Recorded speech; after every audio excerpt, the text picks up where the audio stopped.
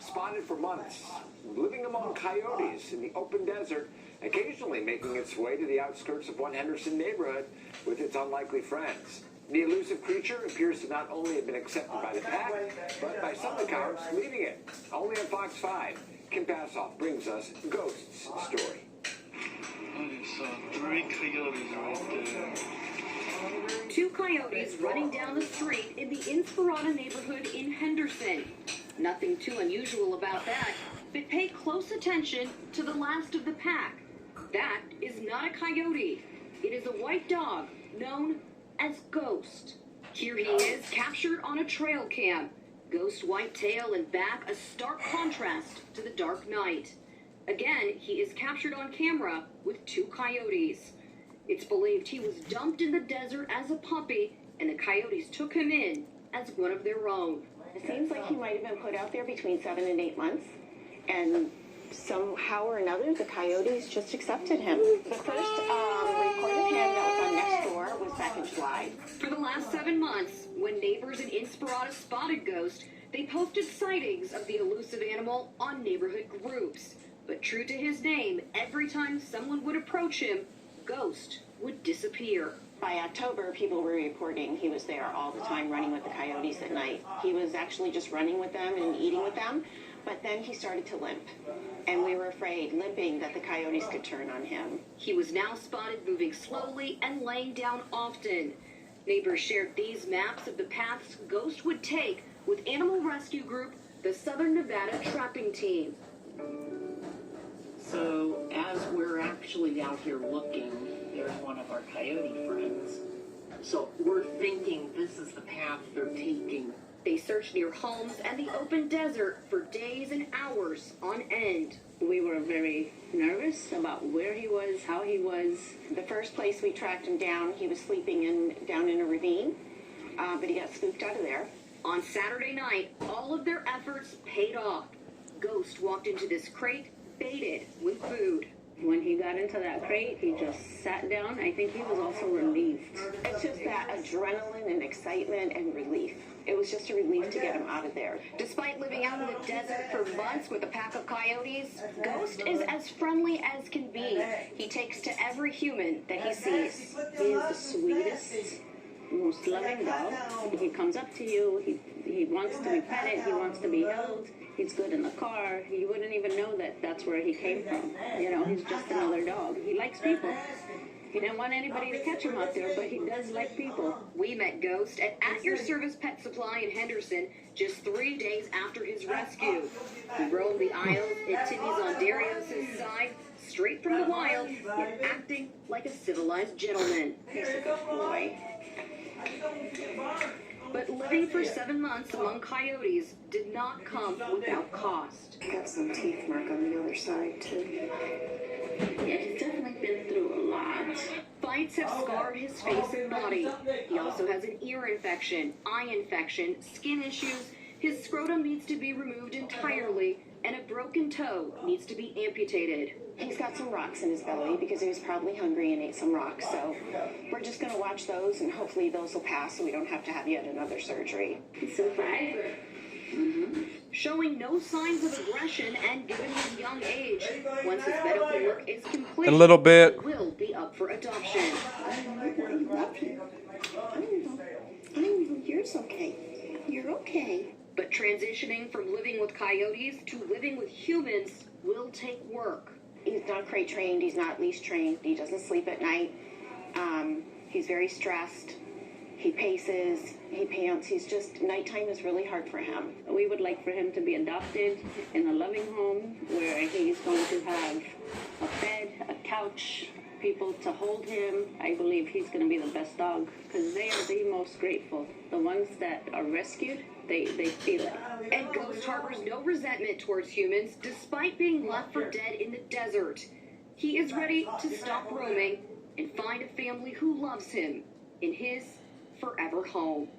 Kim Passoff, Fox 5 News, local, Las Vegas. You can find the GoFundMe link to assist with Ghost's medical bills, which are currently more than $4,000, on this story on our website, fox5vegas.com. Match.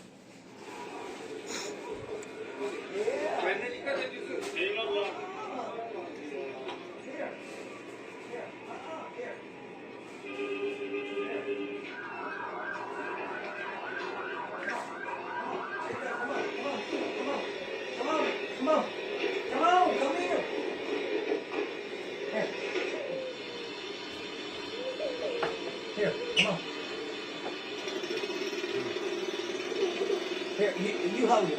You eat it. Here, eat it. Eat it. Eat it. Yeah, eat it. Eat it. Yes, indeed. We do have the identity of the first victim identified by the coroner, the name released. That would be 23-year-old Ashery Ryan and her baby boy. And some of the witness sound that you will hear is just horrific, just as horrific as the crash itself that was captured on security video. Take a look. This all happened about 1:30 yesterday afternoon at the intersection of La Brea and Slauson. A Mercedes-Benz comes speeding through the intersection, hitting and crashing into cars and causing all of that chaos, including the death of 6 people. The driver of the Mercedes has not been named as yet, but it is known now that she's been arrested in the hospital. She's said to have non-life-threatening injuries. Monday, she will be charged with vehicular manslaughter. She is a 40-year-old nurse. And here is some of that witness sound that we promised you, unfortunately. Here's Lejeune Madou.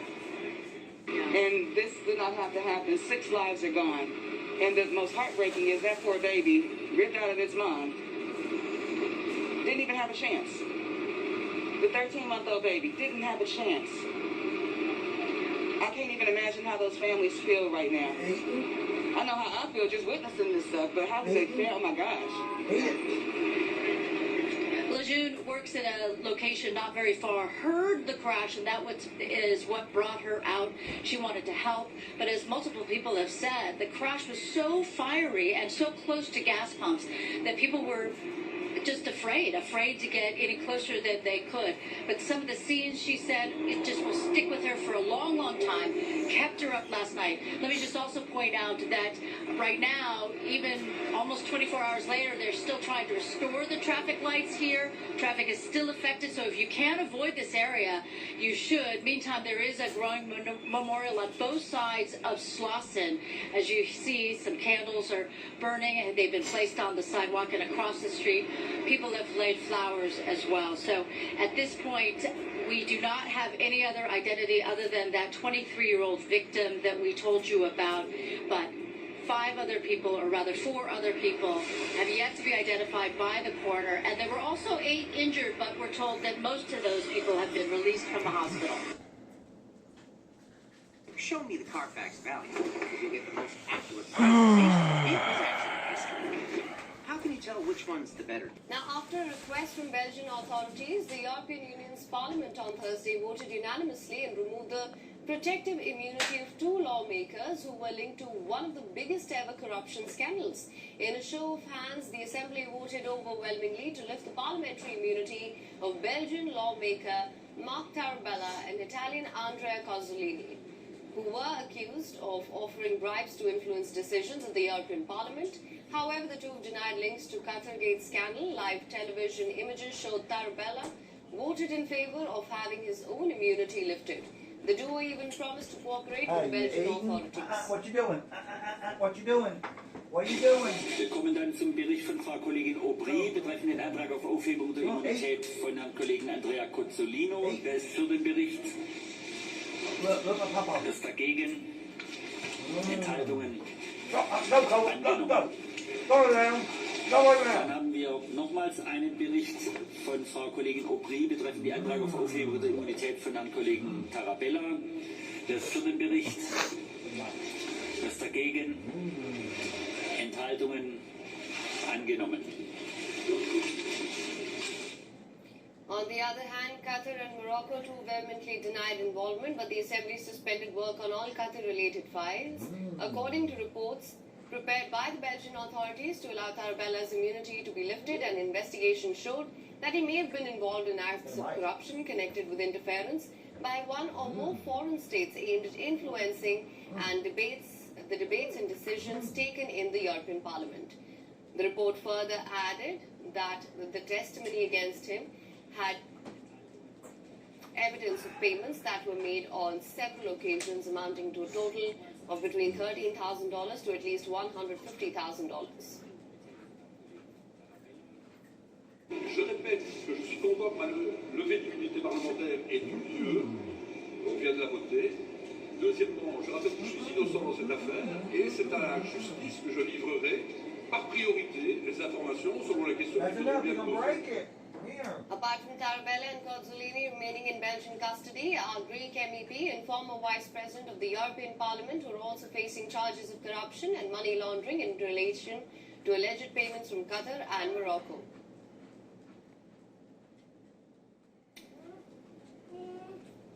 Yeah, go ahead.